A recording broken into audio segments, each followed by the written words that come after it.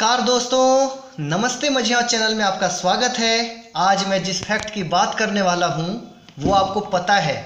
आपने थंबनेल में देखा होगा कि मैं इस वीडियो में बात करने वाला हूँ गंगा नदी की महत्ता के बारे में कि आखिर क्यों गंगा का पानी बहुत साल तक बंद डिब्बे में भी सड़ता नहीं है, उसमें कीड़े नहीं लगते हैं।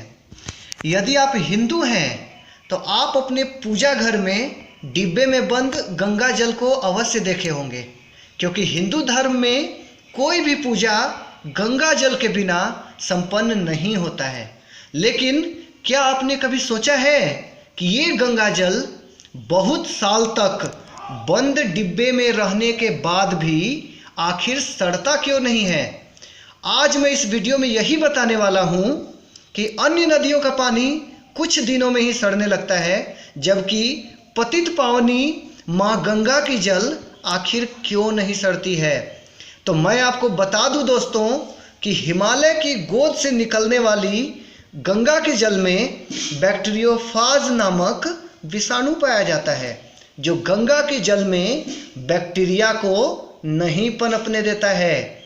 ये बैक्टीरियोफाज करता क्या है दोस्तों कि सारे बैक्टीरिया को वायरस में तब्दील कर देता है। ये बैक्टीरियोफाज वायरस बैक्टीरिया के साथ प्रजनन करके उसे भी वायरस बना देता है, जिसके कारण गंगा जल में बैक्टीरिया नहीं पनप पाता और गंगा जल नहीं सड़ता है।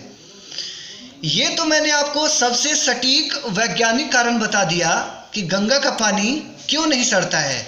लेकिन अन्य शोधकर्ताओं ने अपने शोध में यह भी पाया है कि गंगा जल में सल्फर, जिसे गंधक भी कहा जाता है, काफ़ी प्रचुर मात्रा में पाया जाता है, जिसके कारण गंगा जल में कीड़े नहीं लगते हैं।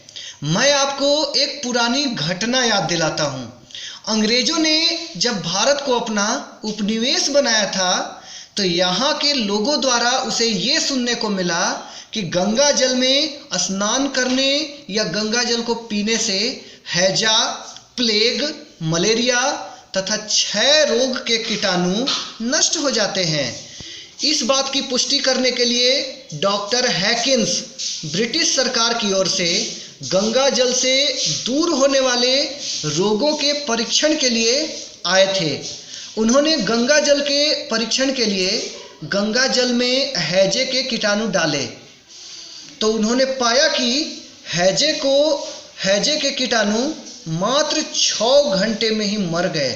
लेकिन जब उन्होंने उसी कीटाणु को साधारण जल में रखा तो पाया कि जो कीटाणु मर गए थे वे फिर से जीवित होकर अपनी संख्या में वृद्धि करने लगे। तो दोस्तों, उसने भी गंगा जल के इस महत्ता का बखान पूरे विश्व में किया और जिससे हमारी माँ गंगा का नाम और भी बृहद क्षेत्रों तक जा पहुँचा।